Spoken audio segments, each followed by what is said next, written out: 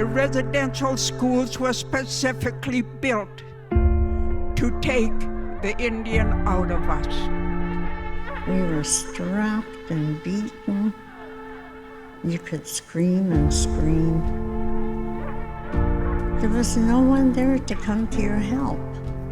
I know that the government is saying, okay, all you Indians, there's your chance to reconcile. And I say to them, no, we're waiting for you.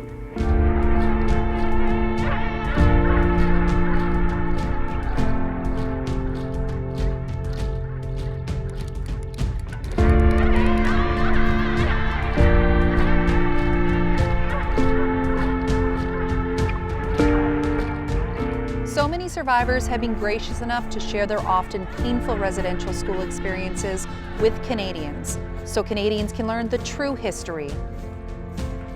There are many Indigenous people who believe Canadians aren't living up to the promise of reconciliation, the act of making up for the dark history of residential schools. But there are many Indigenous people who haven't been waiting for it, moving forward and creating change on their own terms.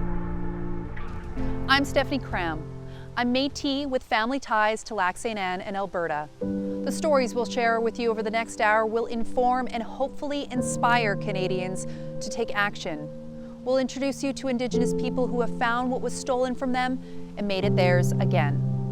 They're flipping the conversation on reconciliation to relearn, retell, and reclaim their language, history, and culture, and to reconnect with their families.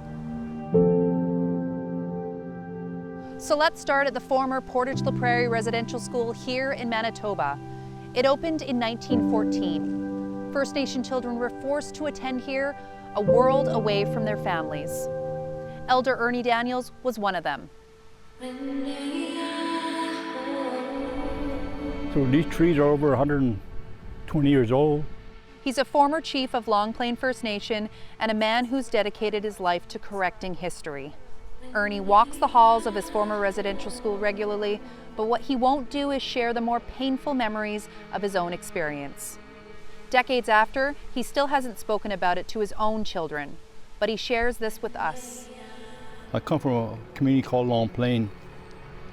We had a loving family. We had parents, we had grandparents, we had extended family, we had cousins and community people, you know, and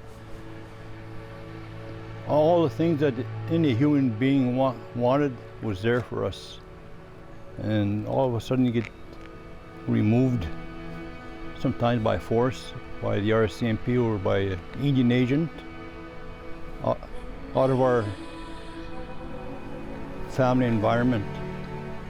And they brought us here. One time there was a doorknob. It had a peephole for a key. I remember Saturdays I used to sit there, peep through that hole, see if my parents were here to come visit me. Many times that door opened and I got black eyes because of the doorknob hitting me. Ernie remembers some children who couldn't wait for their parents and took matters into their own hands, running away, trying to find home. Some never made it back to their families or to the school. Some children just disappeared. Jorge Barrera brings us that story from Kamloops.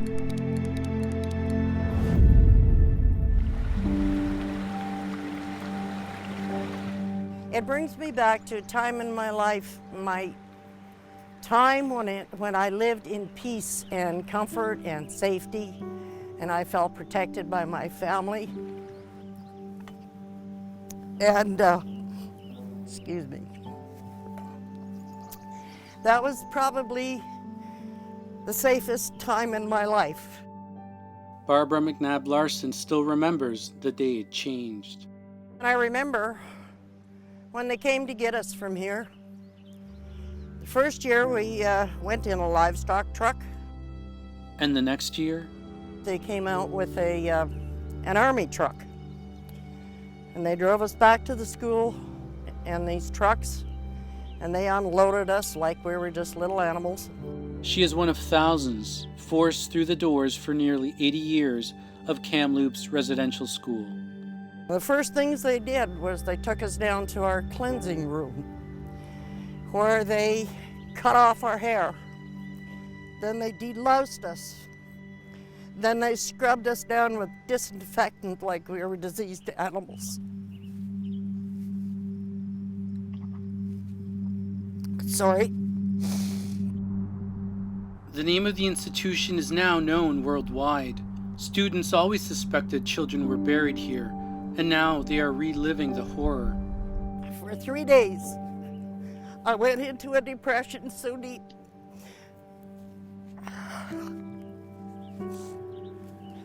And a grief that I never knew I had. No cross or stone, and scarce information to mark who lies buried here. Catholic Order Sisters of St. Anne's taught at the school. At Kamloops Residential School, the threat of death hung in the air. You better behave. Don't get out of line, because there's the graveyard. And there's also the river. Those were warnings that were given to us as little tiny children, 5, 6 years old. Death was real here. We do know how some of these children died. Records from the 1930s were shared with us. I wanted to go home, and I was weeping. I remember there's a train whistle. The trains would go by Kamloops, and I'd hear the whistle. Woo. And it became one of my triggers later on after I left a residential school. You know, I'll tell you the truth. That years of residential school was like a blur to me. Suicide, I remember this young man or young boy hung himself in the bathroom. Still today they remember that. They still get nightmares about it. And about the runaways and people jumping trains, getting killed jumping a train, freezing outside, running away in the wintertime. Florence Morgan, whose age is not noted, died from a viral infection. The Indian agent reported her body was returned home by truck. Some never made it home. The girl's name was Mary Francois, age not noted, died in hospital from a blood clot in her brain. Her father, chief of the Adams Lake Band, who only saw her after death, wrote a letter requesting, when a child of the school is taken sick and requires hospital attention, that the parent be notified at once. This oral history fills a gap between the still incomplete record of the residential school era. Many records were pulped by the federal government, including from Kamloops. Funeral records destroyed, Indian agent reports destroyed, student lists destroyed. Those records were not highly valued in terms of being preserved from the recycling process that went on. John Malloy, an author and historian who worked for the Truth and Reconciliation Commission. A lot of that information was simply lost. He said Indian Affairs officials sometimes failed to record information. We report abuse of these children to you when you don't do anything about it, and therefore we're not going to be bothered reporting to you any longer. The same lack of care accompanied the death of children. Children died, children were buried, parents were not necessarily told that they had died. Children were buried in unmarked graves, adjacent to the schools oftentimes. Death a part of life in residential schools. But the one history that can never be hidden is the one carried by those who came home. I call upon all our people across our Turtle Island, all of our First Nations. It doesn't matter whether you're a Mohawk or a Cree or a Dene or a Shuswap or a Gitxiskan.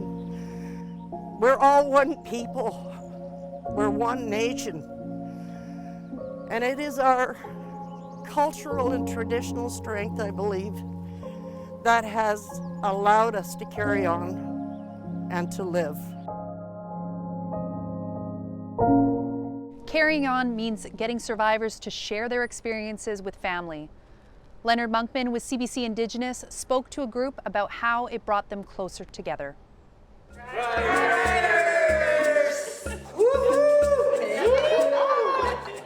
My name is Deborah Wild and I'm a thriver. I am a survivor. I'm a thriver, an achiever, and successful. Today, it means that I'm free from the past. These thrivers now are saying, we're taking back what was taken from us. It's important that we reclaim our culture in whatever way it is, through drum making, rattle making, traditional medicine. Initially I was told that I was supposed to take you out on a medicinal walk up there. Took a long time. It actually took my group to open me up, and I think we started 2013. And that was the first time I talked about the past and what happened to me. My parents died without knowing what was wrong with me. And they've shared all what's happened to them. And now they say that they want to heal. Now we're in a time of healing now. And they're saying that they want to know more about who they are. They want to know their culture. When I connected with my culture, I call it my medicine now because it taught me a lot about myself. I learned to love myself. I survived, and not only me, but my whole family. And I'm really grateful to be moving forward and showing younger people, younger generation, that we can do it.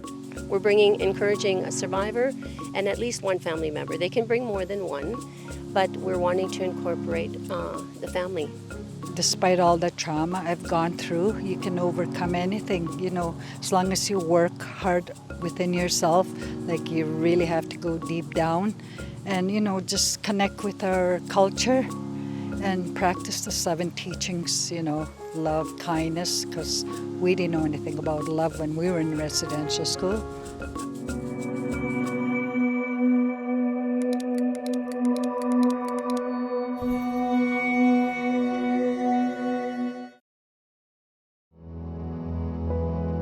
Support is available for anyone affected by the residential school system.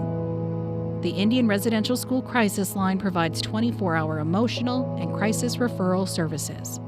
Call 1-866-925-4419.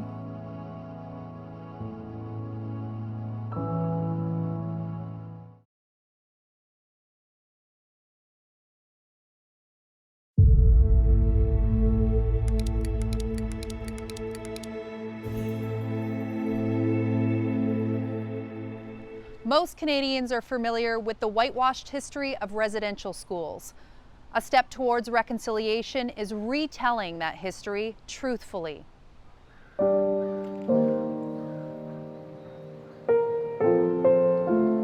My sister and I, we walked up the stairs. You won't find Ernie's story in history books. His first day here is still a painful memory. 1956, September 1956. We came here, and I don't know what this place was. And I thought it was in my little mind, I thought it was a prison, a jail, which in the end is the same thing. But you were brought alone here, so you didn't know what's happening. This is where being an Indigenous person, a child, that's where it stopped, right there, at this moment. Crossed the door closes, dehumanization started. The loss of our culture, our language, our role in the community stopped right here.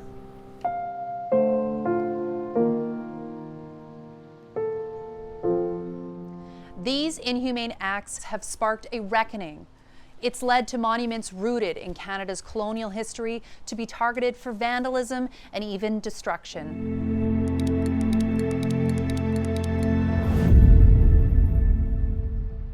In Winnipeg, a statue of Queen Victoria was toppled and her head thrown into the Red River. Canada's first Prime Minister, Sir John A. Macdonald, and Egerton Ryerson, an educator and minister, didn't escape blame either.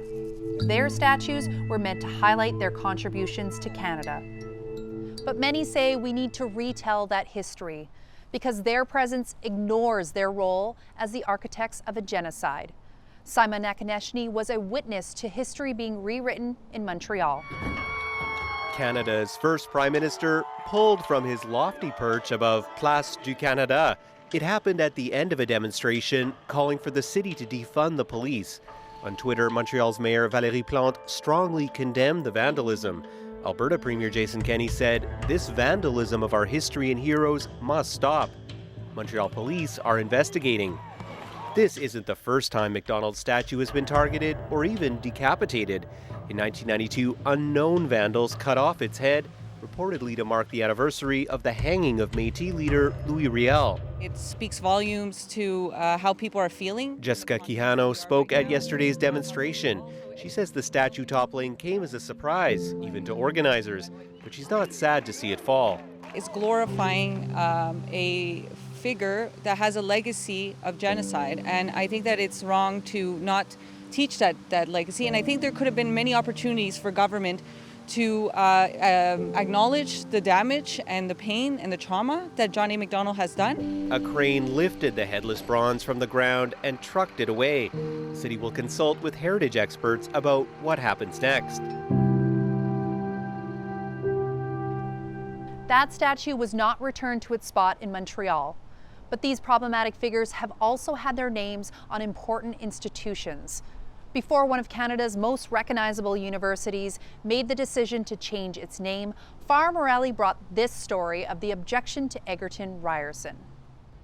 Sam Howden lays flowers at the foot of the defaced statue of Egerton Ryerson, where a collection of children's shoes is growing. There's tobacco, there's sweetgrass, there's flowers, there's toys, and all in an effort to come together over this collective grief, and especially over the collective grief of Egerton Ryerson being the architect of the residential school system. Howden, who is Métis, is one of the student organizers of the group University X, pushing for the Ryerson name to be removed from the school and for this statue to be taken down. It's not just the statue itself, it's the symbolism of the person who embodies that statue and the name of that person and their history, which has been essentially the systemic violence of putting Black and Indigenous folks in segregated schooling. It's not the first time this statue has been defaced. Last summer, members of Black Lives Matter, citing Ryerson's role in segregated schools, also called for the statue's removal. We've been consulting for 20 years about the Egerton Ryerson statue and about the Egerton Ryerson name. Some Indigenous faculty argue leaving the statue up is an act of defiance. The coming down of that statue will mean so much. The university announced the Ryerson name would be removed from 2 student publications, but organizers of this memorial want more. They say they'll continue to call for more shoes until their calls are answered. The students who would have come through this doorway spoke a variety of languages: Ojibwe, Cree, Oji-Cree, Dene, and Dakota. But they were forbidden from speaking them. Ernie remembers the consequences were severe.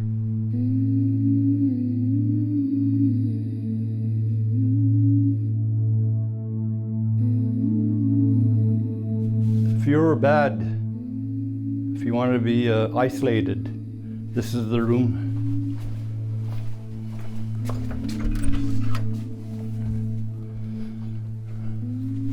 It's a storage area now.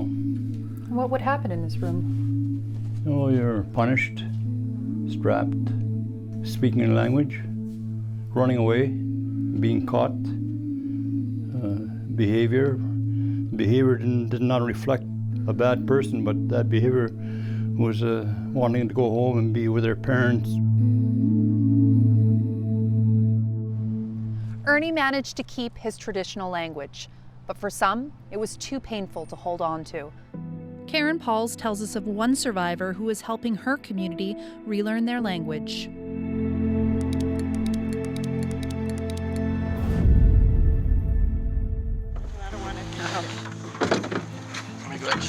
This is more than just a fishing trip. These young men are reclaiming their Ojibwe language. The fish will be part of the evening feast, the end of a long day in an Ojibwe language immersion camp. Pat Ningwans is one of the elders teaching this intermediate group with her 21-year-old grandson, Andeg Muldrew. They caught 4 pike. And what's the word for pike? Pike. The fact that these two are here in this place is so fitting, a story that has come full circle. This building is part of Algoma University, the former site of the Shingwak Indian Residential School. We're now in the girls' side, I guess, of the old residential school. Pat was here when she was 13 years old. Right about here was probably my bed, right here. Now she's back as a language teacher, her office just meters away from where her bed was in the senior girls' dorm. This is where I formed my dreams. It's very important for me right now to be teaching my language here at Algoma University, Shingwak, with my grandchild.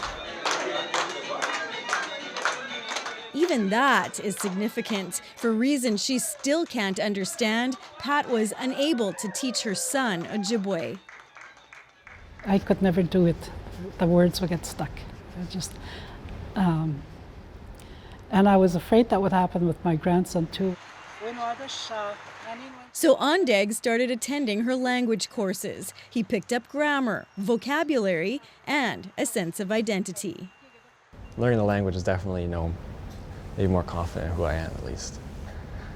Knowing where I come from.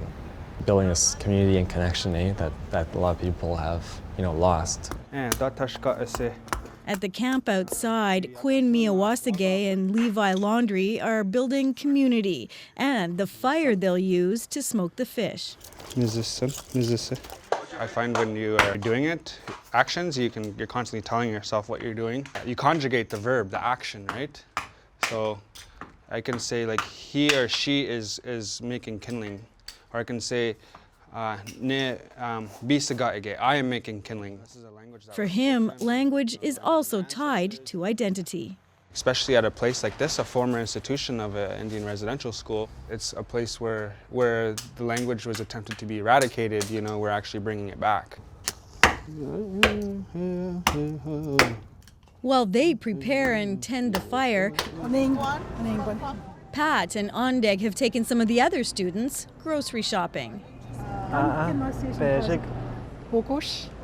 Because the language has to work in the real world, not just in traditional settings. What's the Ojibwe word for peanut butter? Although some things just don't have an Ojibwe word. Some things, you can kind of create a name for, but with a peach, it's not really. You just say peach, essentially. What we're doing here, it's so urgent because people my age, we're dying. The language is dying with us. When I'm not here anymore, he will take up the work. His child will take up the work. Back at the traditional open-air lodge, the feast has begun. Good job, ladies. You guys rocked this fish. Ondeg knows his grandmother has given him a big responsibility, but he's up for the challenge. He knows what's at stake.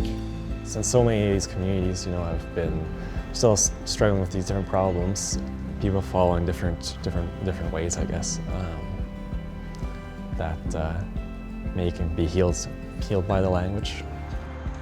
Feeding bodies and healing souls. Having a connection through language is good medicine, but so is laughter. This story from CBC Indigenous shows us how it's helping kids stay rooted in Anishinaabe-Moan.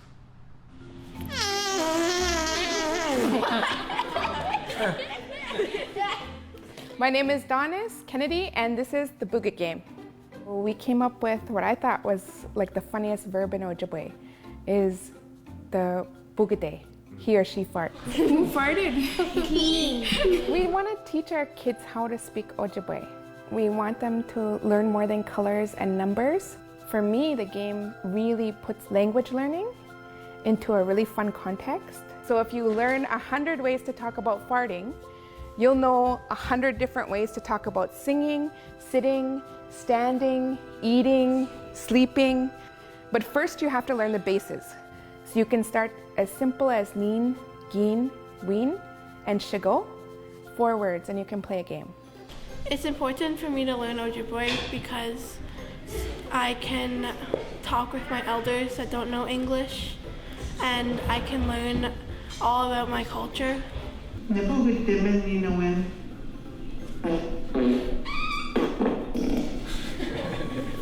It's good for kids and kids like it, but honestly, adults learn really well from it too. Nina win. Nina win. Oh, Nina win. I got it. Yeah.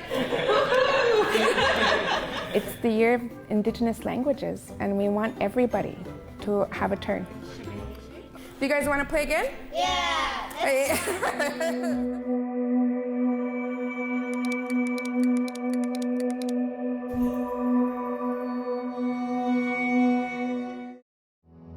Support is available for anyone affected by the residential school system. The Indian Residential School Crisis Line provides 24-hour emotional and crisis referral services. Call 1-866-925-4419.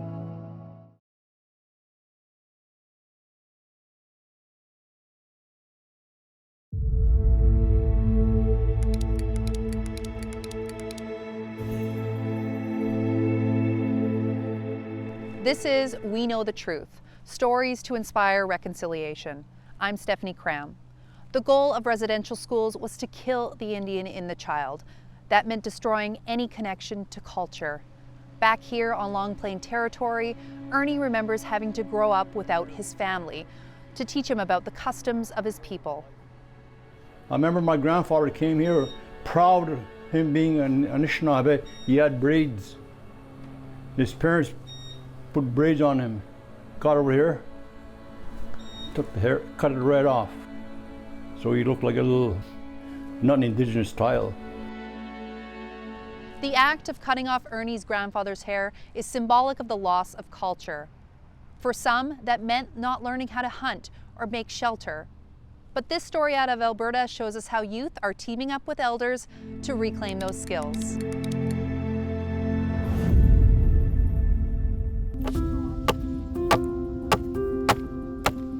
Cultural education, that's very important to our people. See, what you do is... We had some elders come in and speak with the youth about hunting and like some of the traditional goodies, I guess. Push it down. Here. I'm the teacher, you're the learner. Here. Okay.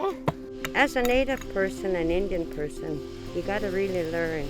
The youth also went fishing. We did archery in that first week. Right now we're in week 2 where we're doing the smokehouse building teachings. So for that one, we got the youth to go out and cut their own lumber for their smokehouses. I always tell my grandchildren, come on, one day we're gonna go back to this. Where are you guys gonna be? How are you guys gonna do it? I always tell them that. How are you guys gonna build a fire? How are you guys gonna kill? You know, to make your dry meat. I always tell them that. Families do hunt and they do practice in culture, but not everybody has that opportunity. This camp is kind of like an opportunity for those who do have that support and those who do not have the support to support each other and learn together. See, and this one has to come off too because we don't want the dry meat to get stuck on there. Because everything that's traditional has been passed down, and that's for a reason, because throughout history, I think culture and traditions is what makes our people unique. And then all these teachings that get passed down, it all leads to wellness, right? Like mental wellness and to embrace identity and all that. It makes us who we are as Stoney people. To go out and hunt in their ancestral lands, like with confidence, and to be proud of who they are as much as our ancestors were. Like to have that same connection through that belief in who they are and their identity. That would be like a good staple that we're going toward the right direction.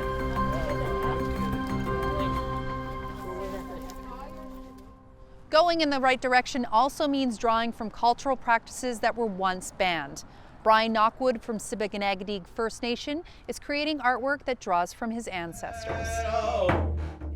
I'm a drum maker.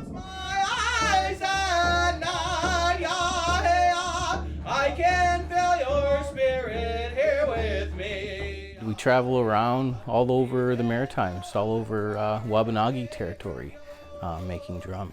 I know I'll never be lonely.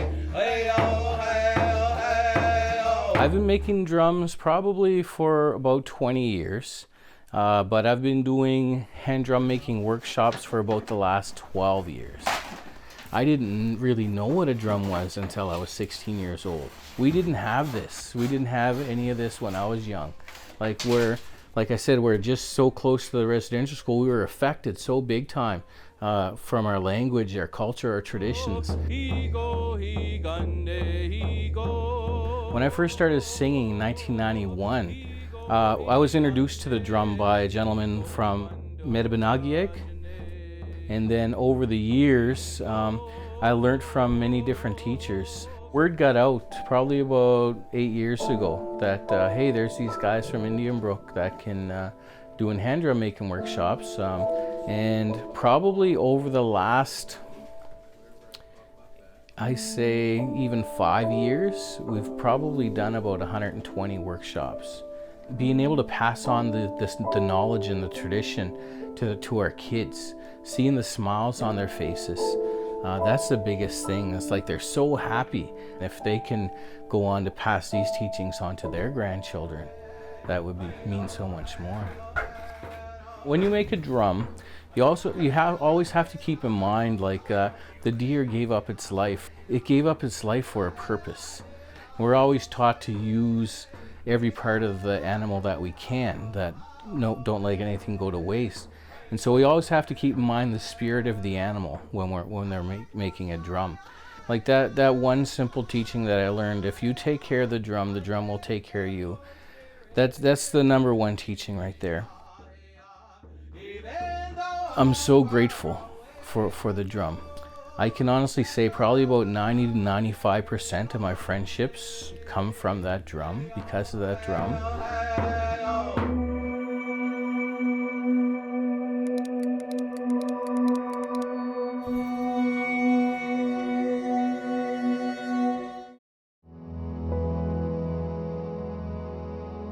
Support is available for anyone affected by the residential school system.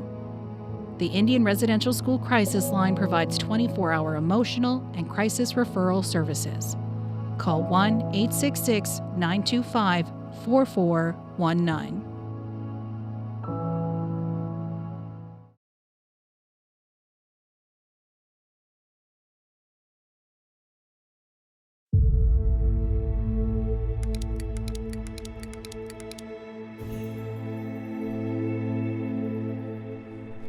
We've introduced you to people who have reconnected with family, retold history, and reclaimed their language and culture.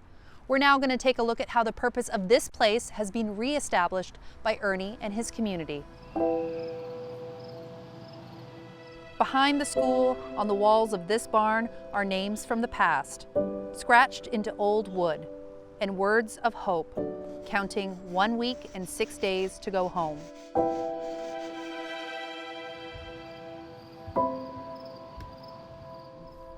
Despite the horrors that happened on this property, for Ernie, there's a reason to preserve it.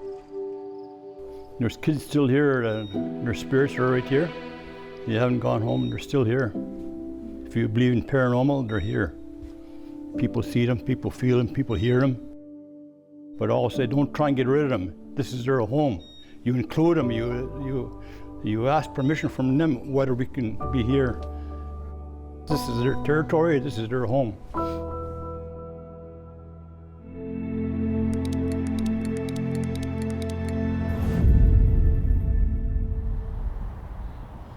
While some buildings remain standing, others have disappeared. In Fort Providence, Northwest Territories, a community is using that space to honor those who are still in their memories. Here's Juanita Taylor. Smell the wood fire, make tea, and very peaceful. Inside her teepee is where Kathy Pope finds solace.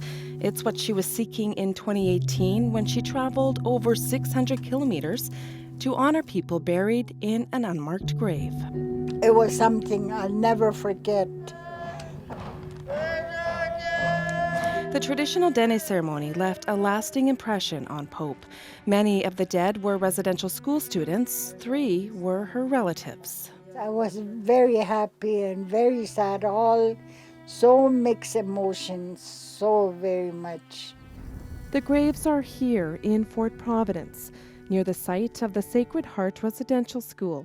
It operated between 1867 and 1960. Today, this monument memorializes around 300 people buried here, including 161 children, brought to the school from up and down the Mackenzie River Valley. A sacred area for our family, for our community here in Fort Providence. Albert Lafferty says people in Fort Providence talked about the unmarked graves for years. His Dene ancestors are buried here too.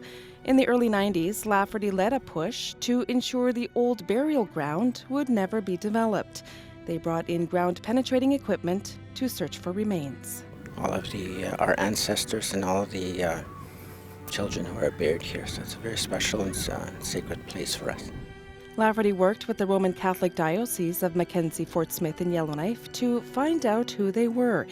And his research also confirmed what the community had already feared, that in 1948, the church plowed over the burial ground, but not before relocating 8 missionaries to the community's current cemetery. Lafferty says then the church turned the site into a potato field. Yes, it is unsettling as to why that was necessary, but we don't have the precise answers for that. From Fort Good Hope when I was 12 years old. In 1994, the efforts of Lafferty and others paid off, and a monument was erected to honor the people buried here. And getting the names and the monument project itself offers some sense of closure. There's still a lot more work to be done for survivors and descendants. Sam Gargan is a former Grand Chief of the Decho First Nations. He also went to residential school. I spent just about one winter with my parents. But as soon as the church found out where I was, they came to where I was and they grabbed me with the RCMP. Gargan says the monument is only a start. In order for our people of my generation and even our children's generation to heal and that process to begin, you have to hear an apology from the church and from the RCMP. But for Kathy Pope, the monument has been an important part of her healing journey. I never ever used that word closure, so, it gave me peace of mind. Pope plans to make the trip back to Fort Providence. So they feel they're not forgotten. This land was about 80 acres. This property's reimagining started in the 1970s. Ernie, as chief of Long Plain, took on the federal government to make this land theirs. Not only have they created a new community of homes, but the Manitoba First Nations Police Service is headquartered inside that building. And so is the National Indigenous Residential School Museum of Canada. It's a living testament to what Ernie and so many others were forced to endure. A replication of the uniform the girls would wear and a wig to show how their hair was cut. And straps used for punishment. The older the child, the larger the strap. A lot of Indigenous people suffered like we did worldwide. I wanted to be a center for Indigenous people, all Indigenous people in the world in years to come. That's the next step after the museum. Because there were many others who were hurt in this era, like the day scholars. These children faced the same physical, mental, and sexual abuse, but because they went home at the end of the day, they were excluded from the federal apology and received no compensation. We also need to acknowledge the Métis, Inuit, and First Nations children who had to attend day school.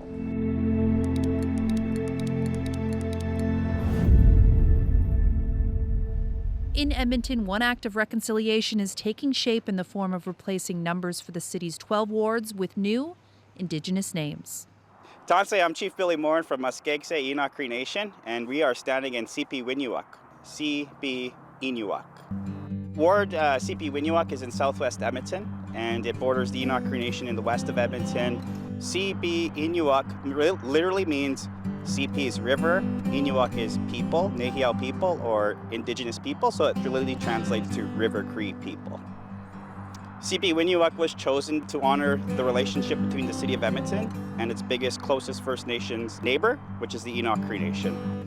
The real traditional name of Enoch is Muskegse, land of medicines. So this is the heart of where the people lived. This was a trading post. This was where they got their food, they got their medicines. And where we're standing is actually former reserve land taken away from us in 1908. Our first chief is buried here according to some records, and also some survivors of residential schools in Charles Camsell. I really love how the story is being embraced of these ward names. Language is a huge part of reconciliation in Canada, and it means so much to us that's living up to the original treaty relationship that our languages are being embraced, because it's going to make us that much stronger as a nation when our languages and our words are used. It's reconciling action to use these words and create the treaty relationship.